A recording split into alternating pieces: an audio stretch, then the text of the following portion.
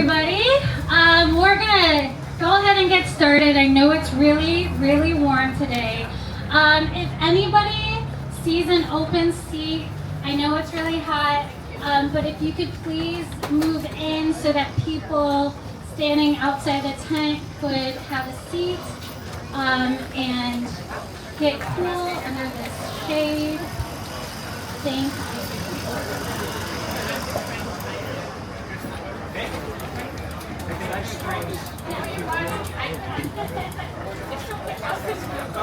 All right, and then just some really quick housekeeping. There is water in the coolers in the back, so please hydrate. Please don't pass out. There's also fans being distributed everywhere, so please stay safe. Thank you, and with that, we'll begin with the program. So please help me in thanking Christina Murison, DSO, violinist, and the Northville High School Strings, Joanne Rahep, Orchestra Director, for that wonderful performance.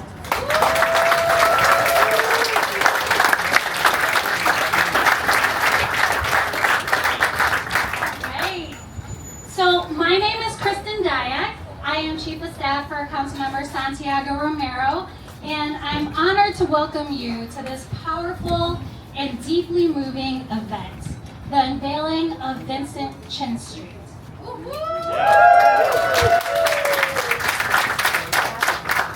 Thank you all for being here as we gather to remember, to reflect, to honor the legacy of Vincent Chin, a young Chinese American man whose tragic death in 1982 sparked a civil rights movement that galvanized communities across racial lines and gave voice to generations of Asian Americans seeking justice. Today's ceremony is not only about remembrance, it's about resilience. It's about acknowledging the tireless work of those who made this day possible and the power of collected advocacy. It is about ensuring that Detroit's streets and stories reflect all of its people, including those who fought and continue to fight for equity and belonging. Vincent Chin's story is Detroit's story, and that our city, in all of its complexity and diversity, will continue to reckon with its past in order to build a more just and inclusive future. Before we begin the rest of the program, I'd like to take a moment to recognize some of the dignitaries who have joined us today. So if you are an elected official or a community leader, please stand and be recognized. Thank you, everybody.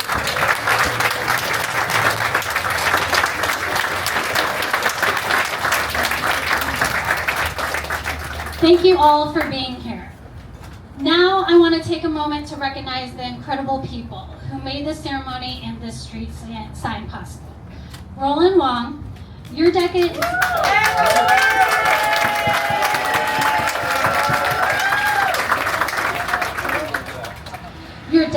advocacy and your leadership through American Citizens for Justice have been foundational.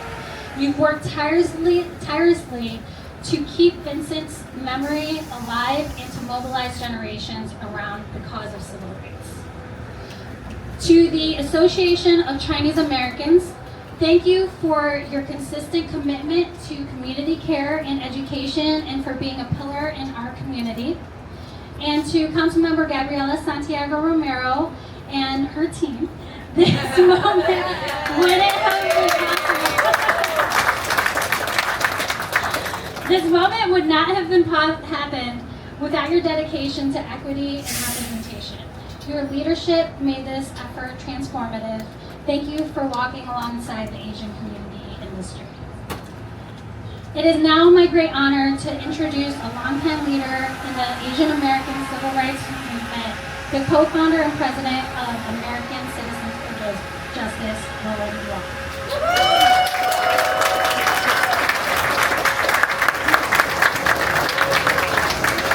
Thank you, Kristen.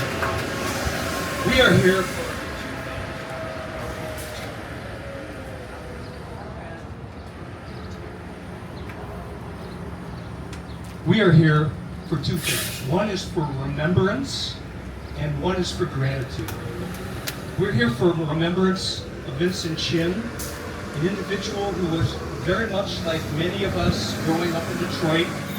He was a typical 27-year-old Chinese American, a draftsman, a waiter in a Chinese restaurant, working his way through school, working at restaurants, and a student at Control Data Institute. What happened to him on June 19, 1982 was definitely tragic and just such an awful occurrence that its occurrence just is seared in our minds with respect to what happened.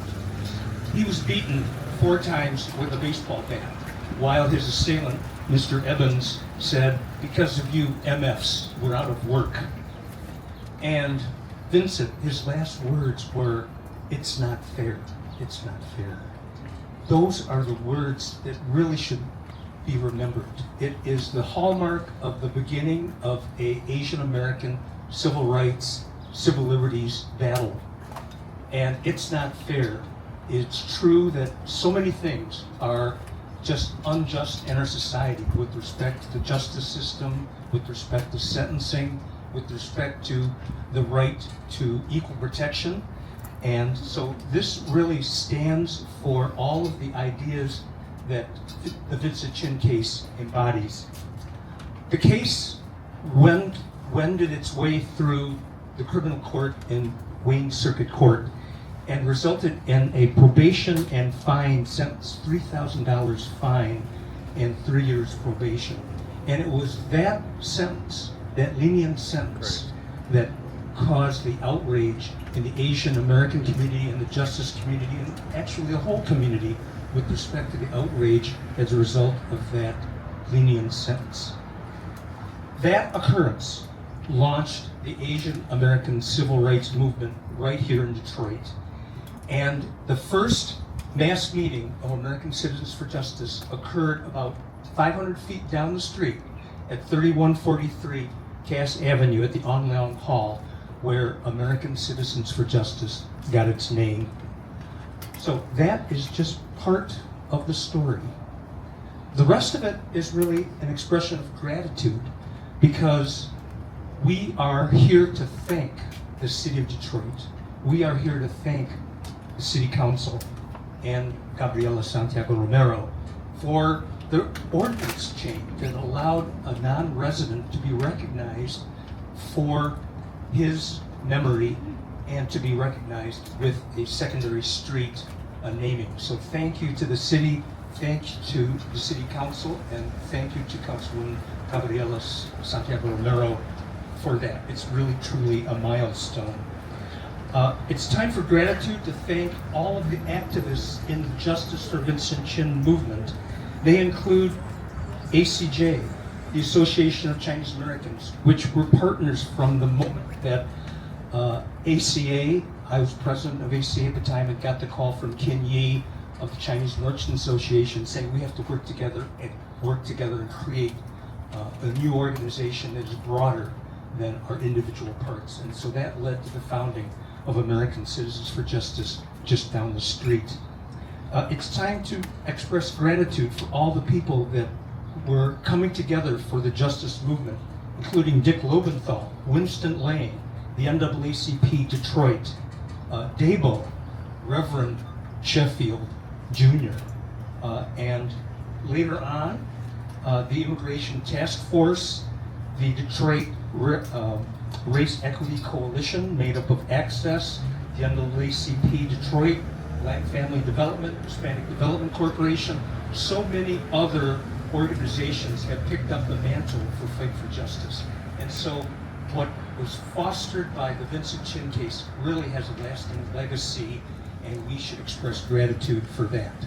And so with that, I thank you all for coming and being part of this recognition of the Vincent Chin legacy and the Vincent Chin case. So thank you very much.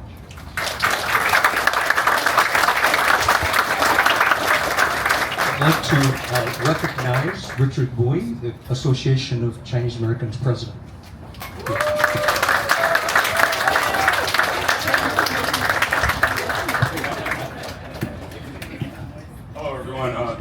Thank you. Before I begin, I'd just like to offer my sincere appreciation to everybody out there for braving the heat and coming out here and helping us recognize Vincent Chin. So my name is Richard Mui, and I'm the board president of the Association of Chinese Americans. And I just wanted to give you a brief background of ACA.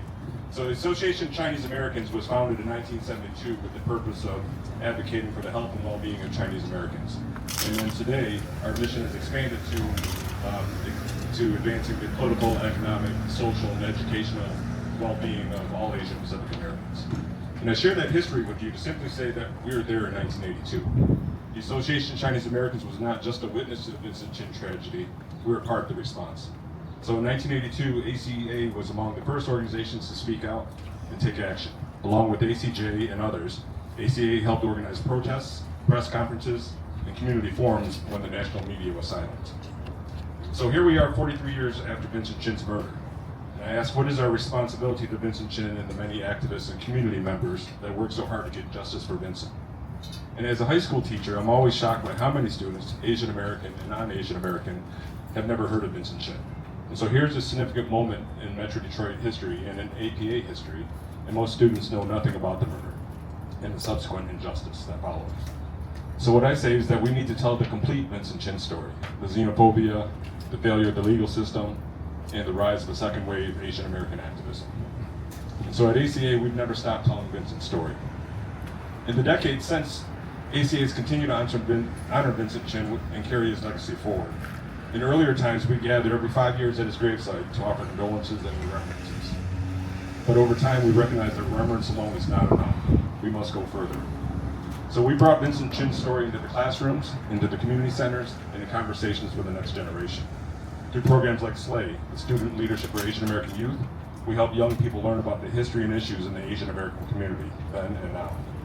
We launched the Justice for All art contest, encouraging youth to speak out against injustice through their creativity. At our Chinese Community Center, which has been serving the public for over 20 years, we proudly hosted a powerful photo exhibition by the late Corky Lee, the unofficial photographer laureate of Asian America. His work gave voice to our community's history and strength. In fact, an important part of Corky's work was documenting the Vincent Chin protest at that time. So today, we continue to educate and advocate that the Detroit Chinatown exhibition will live permanently at our center, where we welcome numerous students and visitors every year. And so the Chinatown exhibit is a living classroom. It's a place where the past meets the present, where stories like Vincent Chin's are not just remembered, but shared, reflected on, and inspiration for action. So the street sign is not only a memorial, it's a reminder of the power of community, the importance of justice, and the work that still lies ahead. ACA is proud to have been there in 1982, and we are just as committed today to ensuring that the Vincent Chin legacy endures. Thank you very much.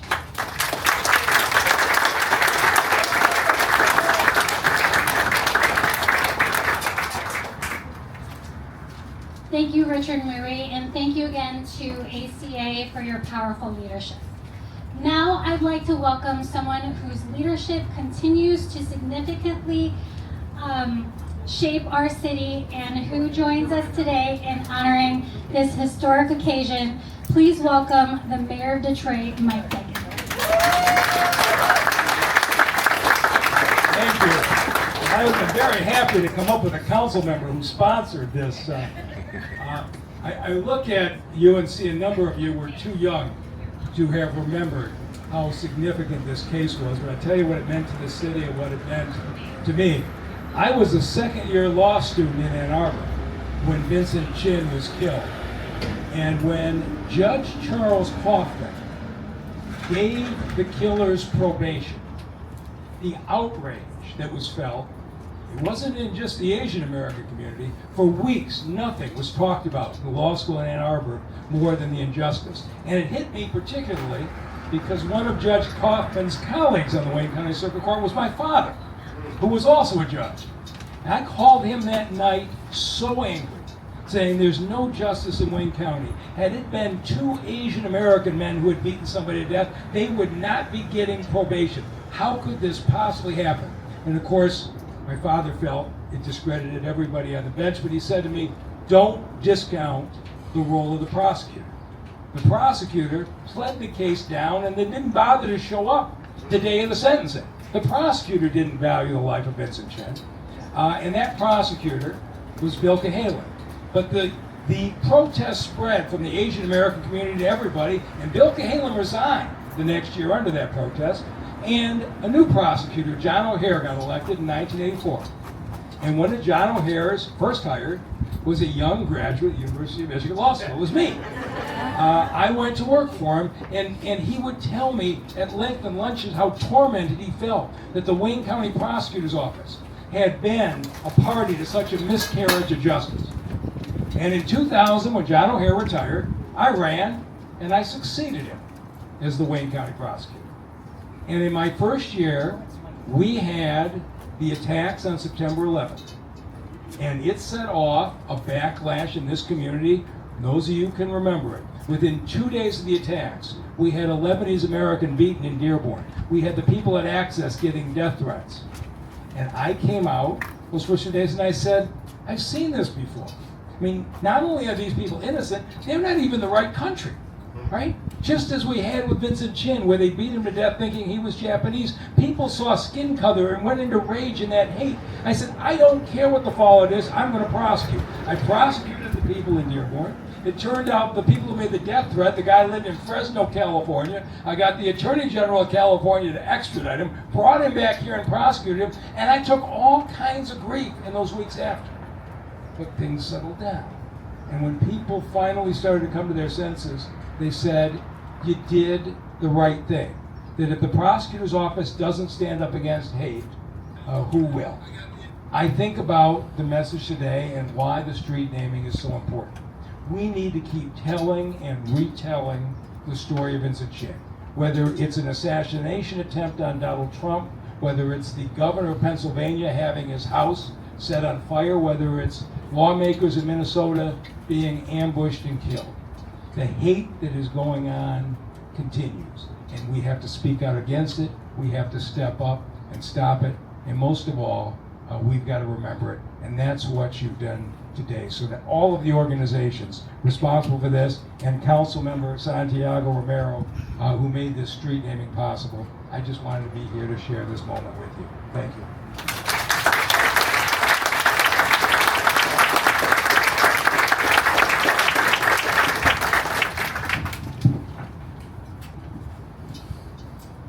Thank you, Mayor Duggan, for your support and your presence here today.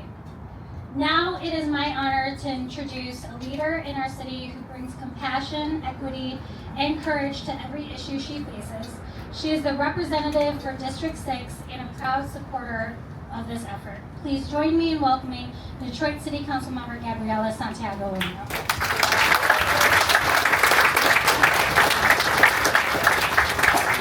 Good afternoon, everyone. Good afternoon, everyone. Good afternoon. I know it's really hot, but I was reminded in 6 months, it's not going to look like this. So just remind ourselves. It's nice. It's nice. Thank you, Mayor Duggan, for being here. I truly learned so much more every time we're together. So really, really appreciate the work that you've done and to learn more about your time as a prosecutor. As has been mentioned, my name is Gabriela Santiago Romero. I'm the proud Detroit City Council member here for District 6. And I am excited and happy to be here to celebrate the unveiling and the unveiling of the secondary street sign, and really to continue to honor and preserve the legacy of Vincent Chin. For those of us that have been involved in this effort, it's been a long time coming. Since my first year of being elected, I worked alongside our Association of Chinese Americans, American Citizens for Justice, the Michigan Asian Pacific American Affairs Commission, and countless others to achieve this long overdue and well-recognized, well-deserved recognition. We're finally here after my third year last year, thanks to the sustained advocacy from the community and support from my colleagues. I also want to extend a huge recognition and gratitude to the Historic Designation Advisory Board for their work in helping ensure the city pays honor for all individuals of all backgrounds who have helped shape our city. As has been mentioned, Vincent Chin migrated to Detroit at 6 years old. He and his family were involved in the Chinese American community right here in Cass Corridor. In high school, Vincent played track. He enjoyed fishing, reading, writing poetry, and hanging out with his friends, just like many of us. A graduate at computer trade school, he had plans to get an engineering degree from Lawrence Tech. when he wasn't supporting his family working in the laundry business or at Chinese restaurants here in the neighborhood. By the time he turned 27, he found love, was engaged, and was set to be married. Tragically, while out celebrating during his bachelorettes or his bachelor party, right here on Woodward, Vincent was verbally and physically assaulted. 4 days later at Henry Ford Hospital, Vincent was pronounced dead and was laid to rest at Forest Lawn Cemetery. On the surface, Vincent Chin's story is unquestionably one of tragic. Vincent is perhaps one of the most notable early victims of anti-Asian hate crime. He was othered and murdered, and his assailants virtually walked free. He was denied the opportunity to live his life, to get married, to have children, and to continue to give back to his community. Still, it's unquestionable, Vincent gave so much more to Detroit and to this country in his 27 years than most people do in their lifetime. In the wake of his death, and in response to the assailants' lenient sentencing, there has been a huge revival of the civil rights movements for justice right here in Detroit. It was a movement, as has been mentioned, one that was multi-ethnic, multiracial, coming together with the NAACP, the Anti-Defamation League, and the Detroit Association of Black Organizations united. They came together, they spoke against discrimination, and wanted to continue to fight the injustice in the criminal legal system. The American Citizens for Justice, a grassroots Asian American organization, was founded here, as has been mentioned as well. Vincent Chin's life galvanized the world over into action to stand up against hate and racism and to bring a stop to discrimination and injustice. During these increasingly challenging times where the Trump administration is using fear-mongering and unlawful scare tactics to create division in our communities across race, ethnicity, and party, we must continue to stand together. Too many communities, including our Asian American community, are continuing to be experiencing violence, harassment, and discrimination. We all must find inspiration in the movement ignited by Chin's untimely death and recommit to working in solidarity for a country where rights are universally guaranteed and when safety is never in question.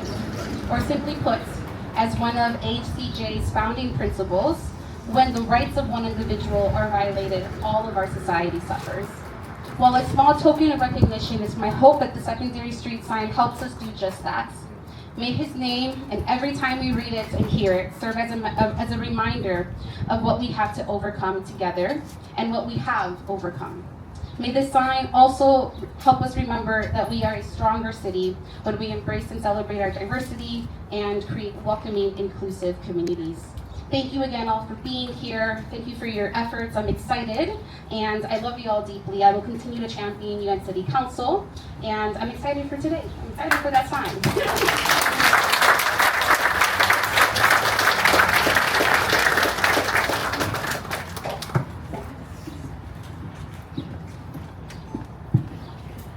Thank you, Councilmember Santiago Romero, for your years of advocacy toward this effort. Up next, we are honored to welcome someone who has been a long-time trailblazer and a tireless advocate for justice. She is the first Asian American woman elected to the Michigan legislature and a powerful force for equity across our state. Please join me in welcoming State Senator Seth.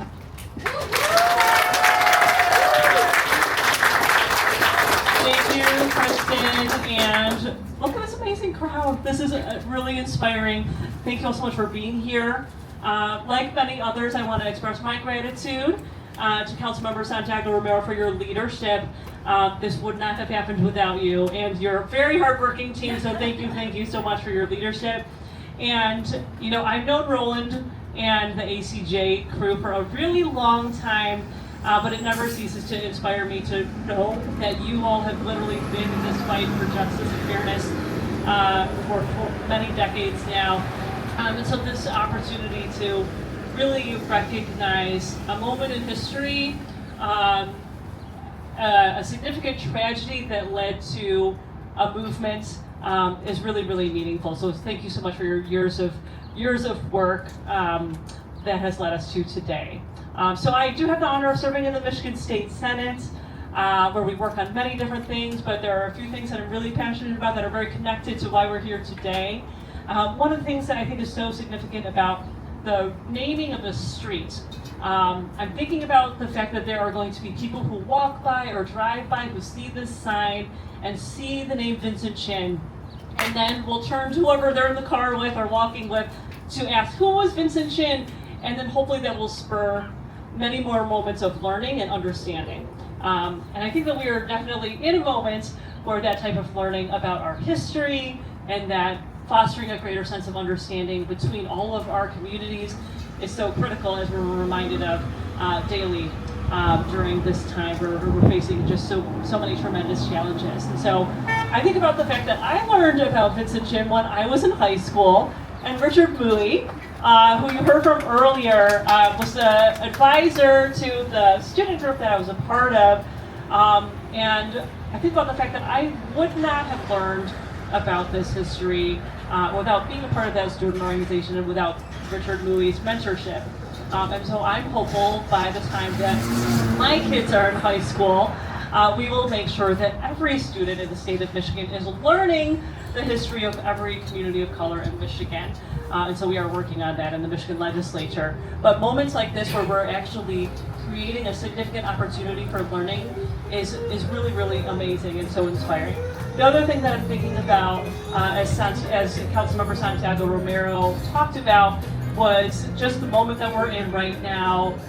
Because what happened with Vincent Chin wasn't just that day on June 19th and also on June 23rd. It was the movement that happened afterward and the protest. My dad was at one of the rallies at Hart Plaza, and I think about the fact that there were Asian Americans who probably attended a rally for the first time ever in their lives and banded together with African Americans and with others in the community to say it isn't fair and that we need to fight for justice.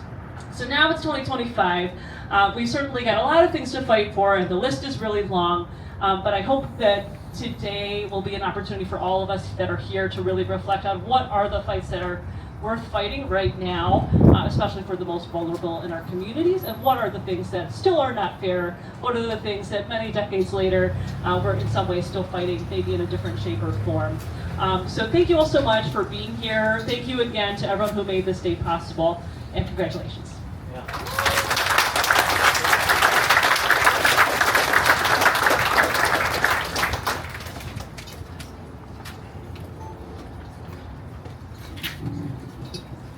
It's my honor to introduce a true ally in the justice movement. Let's recognize Reverend Horace Sheffield III. I'm not going to come because I had a knee done recently. So, start by just commending our mayor. Can we give him a big hand? He's leaving this office. He'll probably be in another one, but I mean, the work that he talked about with respect to how he used and wielded the power of the prosecutor's office is so powerful. It's still lacking today, and other folks use it in different ways. In my dad's spirit, he and I, as the mayor would tell you, were very close. There were 3 events that he talked to me about that resonated with him to the day he died. He was a young man downtown during the hunger marches. You may not know about that. But Reinhold Niebuhr's brother pastored over here at what's now Mayflower Church, H. Richard Niebuhr, organized a hunger march because people during the Depression were starving. 4 people killed in that march. They never knew who they were, and so they died nameless. My father was 12 or 13 years of age, and that shook him to his core. Second event, of course, was the death of Dr. King, who we worked for and with from 1956 to the day he died. I was in New York in 1982 pastoring, and my dad called me, literally in tears, to tell me what happened to this young man. And of course, being connected to displacement of workers in all the industry and his fight from the early 30s for inclusion in the workforce and representation of African Americans in the union, it just was something he could not bear to have stand and said he was going to get involved, which he did. So here's what I'm going to say, just 2 quick things. One is In our community, many organizations, too many, actually are more concerned about what happens to them than they are about what happens to us. And I'm just proud that even though he had the Detroit Association of Black Organizations, my friend Roland, that he understood that injustice anywhere, right, was a threat to justice everywhere.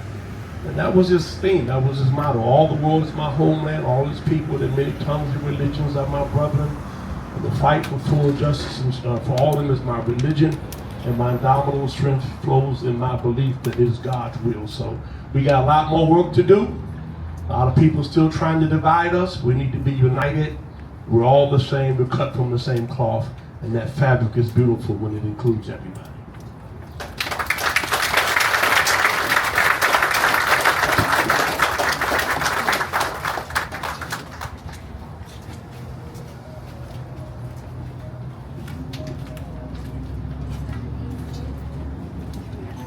Let me turn off the mic to Francis Bruno and Sandy Fatt for the Chinatown Vision Committee.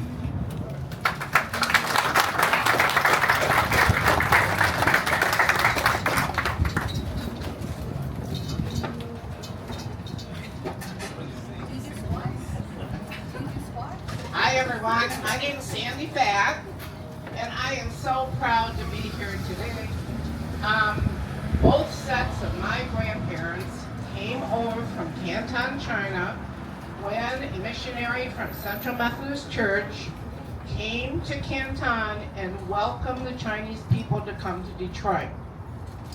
Here's a picture of 22 Chinese women who followed their husbands from Canton, China to form the parts of the original Detroit Chinatown that was located at 3rd and Michigan, over by the area where the MGM Casino and DTE buildings are now.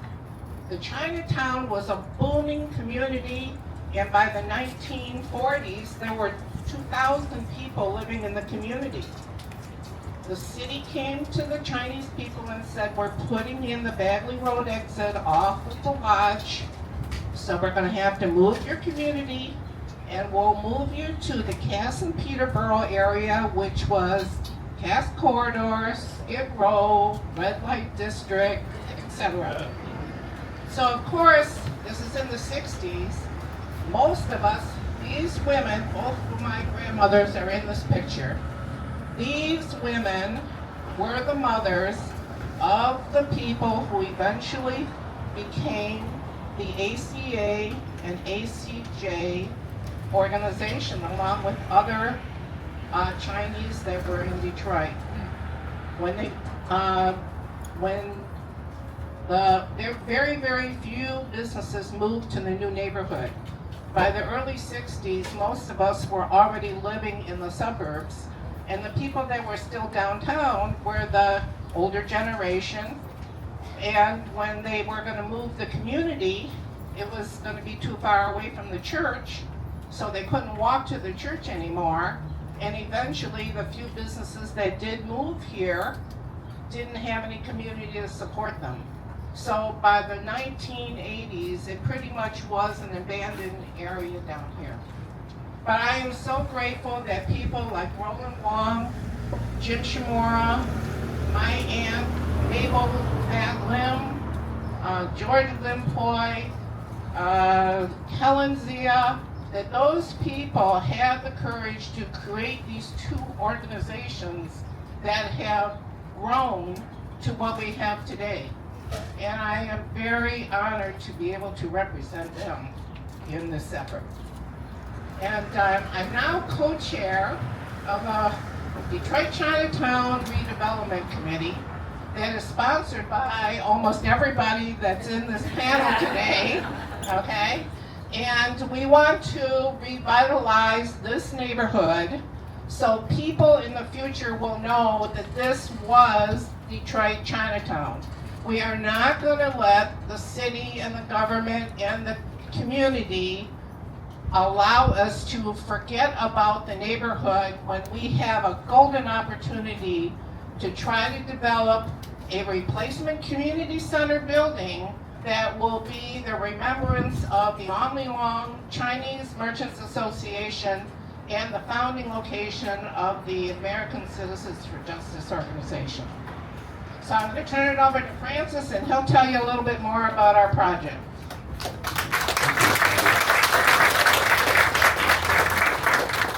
I think I'm last. Thanks, Sandy. I am the co-chair of the Chinatown Vision Committee. 2 years ago, I was caught up in the fight to save 3143 Cass from the wrecking ball. As some of you know, I've been caught up in what seems like tilting at windmills for over 20 years, trying to preserve important bits of Detroit history, our built environment, our culture, what makes Detroit unique. While each case is unique, this one felt different.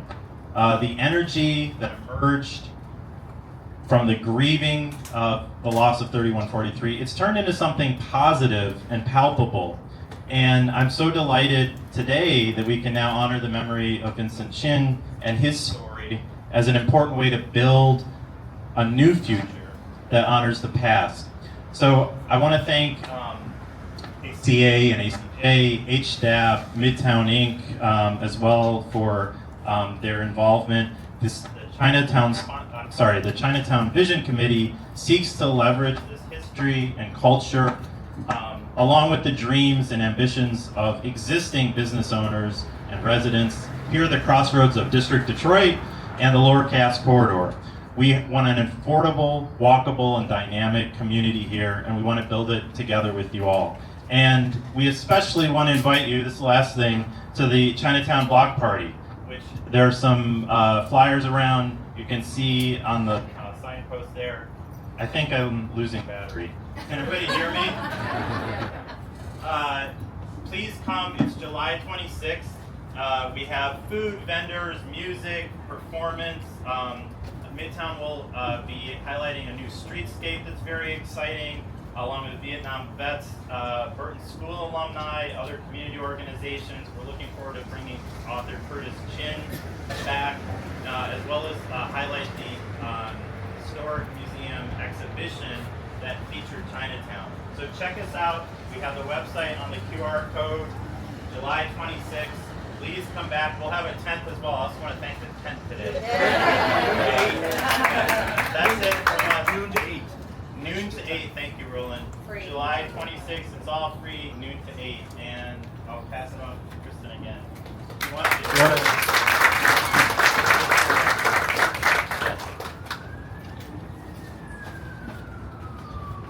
Yes, thank you.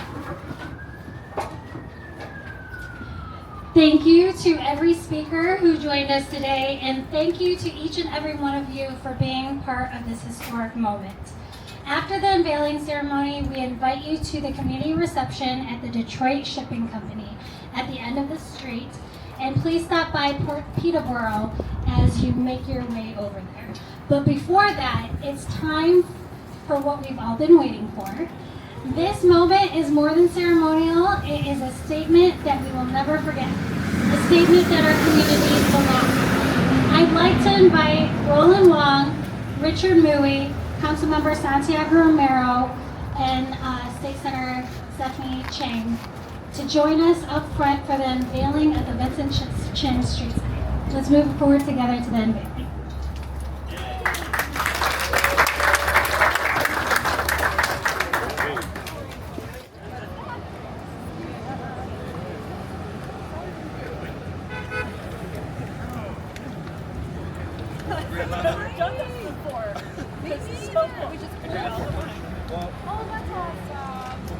Can we just take a quick photo first before you guys do it? So we'll do one right here. Hold that.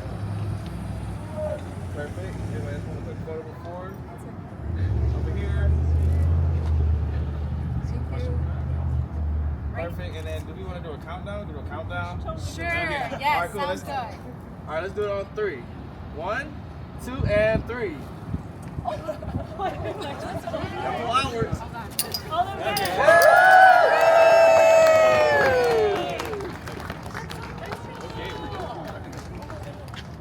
And then can we get one more photo?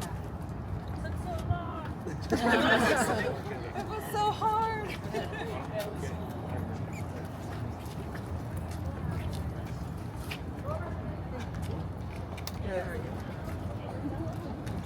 Perfect. How's that? I'm right here, everybody. 3, 2, and 1.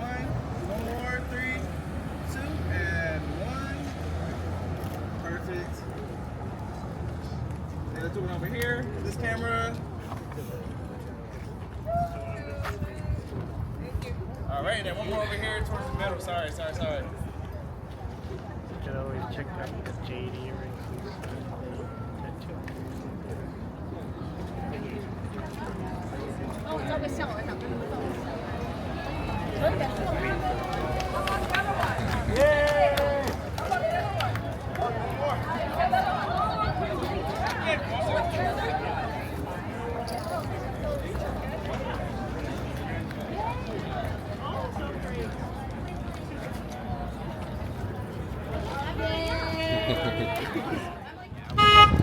You're good. You're good. Get out of the way. Be careful.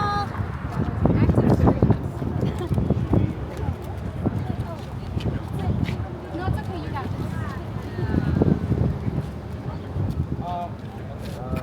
Want to do it again?